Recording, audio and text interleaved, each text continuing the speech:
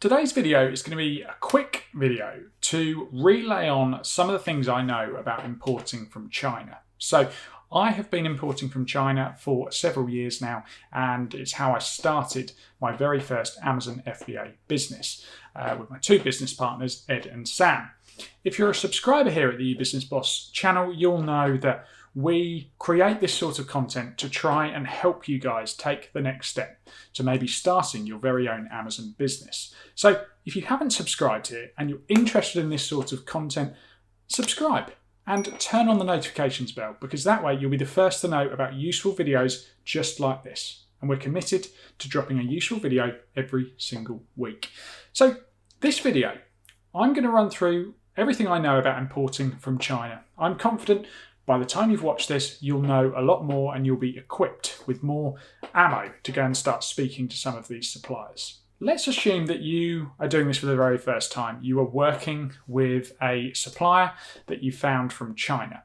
What sorts of things do you need to know? Okay, well, when you're working with any supplier for the first time, you are always going to need to order a sample. So usually here you'll have to pay the shipping cost. But some suppliers, if they're keen to work with you, will send the sample free of charge. So before you put in any sort of order, make sure you order a sample to check product quality.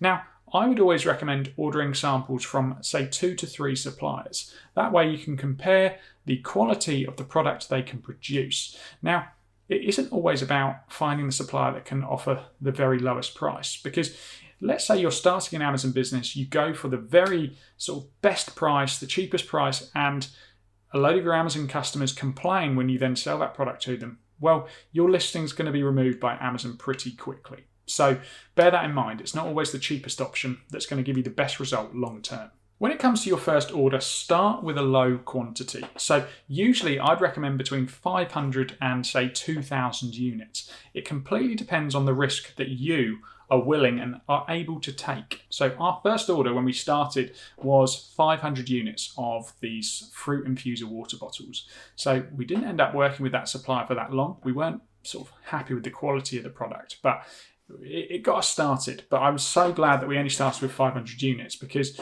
we have had situations where we've put in an order with the supplier and they have completely disappeared, meaning we've lost literally thousands. So very important, start slow. And I'm going to give you a bit more information as to how you can carry out some due diligence to make sure you've done everything possible to check that you can trust that supplier. So if you're using Alibaba, I would recommend that you would use Alibaba Trade Assurance. So it's a scheme that Alibaba provide that will ensure your money is protected to some degree. So if you're doing an order for the first time, it's a brand new supplier, use that scheme to protect yourself a little bit more. So if you have the budget, and I would recommend you do this, I would say organise a factory inspection before you place that first order.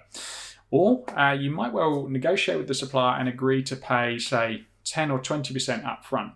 So if this is the case, I would then consider sending an inspection agent, someone that you trust. Now, there's plenty of inspections agents out there, but I would try and go off someone's recommendation. Speak to somebody in a Facebook group, speak to someone you trust to try and get a recommended inspection company. Someone on the ground in China that can go and visit the factory or the address your supplier has given you to make sure that everything is as it seems. Because sometimes you'll speak to a company and they will say that they are a factory when in fact they are a middleman, something known as a trading company. So we do still work with some trading companies, but and they can be really useful, but you're not going to be getting the very bottom price. We use them for different reasons, but if you're keen to work with the factory directly, it can be well worth spending, say, $150, $200 on a factory inspection to make sure they are who they say they are and they're working to the standards that they've said they are, because this is important. And we're going to talk about certification a little bit later on. So really, all I'm advising you guys to do, or relaying on my experience, is that you need to start small and build momentum. If you go full steam ahead, jump all in and risk all the money you've got and it doesn't work out, then you're going to be putting yourself in quite a vulnerable position. So start small, build the relationship with that supplier over time. So let's talk about some of the options you have. So Alibaba is a very, very popular website to find suppliers in the Far East and other parts of the world.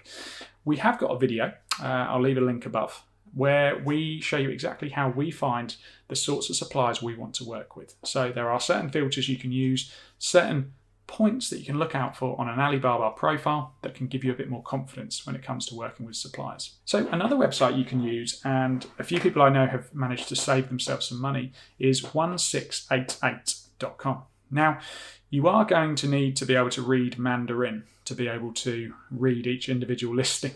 The website is fully in Chinese, but if you do find a product on there, most of the time they'll have an agent that can speak English. So yeah, 1688.com is another website that sellers like me like to use. You can save yourself some money, but as I always say, it's not always the cheapest supplier that you want to go for, because you might well save some money, but what you might be given is a lesser quality of product that over time customers are going to complain, and your listing on Amazon is just going to go downhill.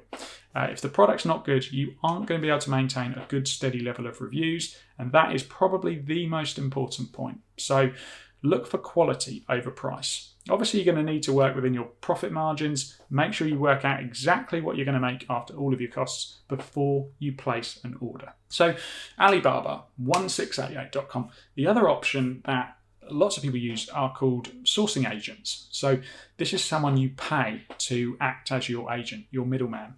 And these people usually claim to have existing relationships with loads of factories all over the world. There are some very, very good sourcing agents out there, and they can help you compile relevant certification. They can help you, organize a factory inspection, because they've got people on the ground. They've got experience in doing this sort of thing. But you will be sacrificing some of your profit margin, because they aren't going to be doing that for free. So if you pay a sourcing agent, then think about it. They're going to be going to the factory and getting it for, say, $2. Now, they might come to you and say, yeah, we're talking $2.10 per unit. So they're making 10 cents on every unit you buy. And that's how the majority of them work. You do get the odd occasion where you can just pay them a fixed fee up front to find you the supplier. So if you are going down that route, rather than sort of a sourcing agent as a company, I would recommend looking on the likes of Upwork, different websites like that, to find someone that specializes in seeking out these factories. So you could set up a gig and say, I want somebody that can find me 5 suppliers of this product, and send them to work. They'll send back the results, and you can build from there. Whoever you're talking to, some simple, actionable advice for dealing with anyone in the Far East. It sounds simple, but be polite. Be polite. Don't try and be too brash with your negotiations. It doesn't work. Communicate really, really clearly. Treat them with respect. And the whole aim of the game here is to build long-term relationships, someone that you can work with for years and years to come. So they're all human beings, we're all human beings, and we always get on best if we treat each other with respect. So start with being polite. And it sounds simple, but I've always found that that served us so well to treat other people with respect. So yeah, I really finished off this small section by just saying, look, focus on selling safe, good quality products. So one key part of sourcing and importing from China is product certification and product quality. I'll talk about it more in the last section, so we'll get onto that now. The last section, can you trust Chinese suppliers? Now, that is a very blanket statement. Of course, there are some Chinese suppliers out there that you can trust, just like American suppliers, just like English, just like European suppliers. But there are also some you can't trust. So it's not a case of you can't trust the Chinese. That's completely wrong. There are so many good people out there. There are so many good companies out there. The majority of them are very, very hardworking, honest people. So when people say that, I'm always a little bit miffed, because it's like, well, yeah, can you trust anyone? I could ask that question about absolutely anyone. There will be good and bad in both cases, of course, but there are some things you can do to protect yourself.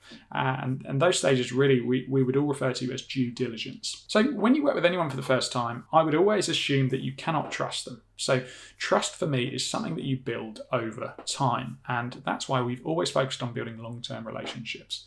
Not going for the very lowest price, but a win-win for both us and the supplier, because we want them to keep providing us with good quality products. We don't want to take all of their margin and then for them to send us, low quality products as a result, or skimp on the service, because our customers at the end of it aren't going to be happy with that in the long term. So I have fantastic relationships with loads of suppliers in China, and it's because I have built relationships with them over time.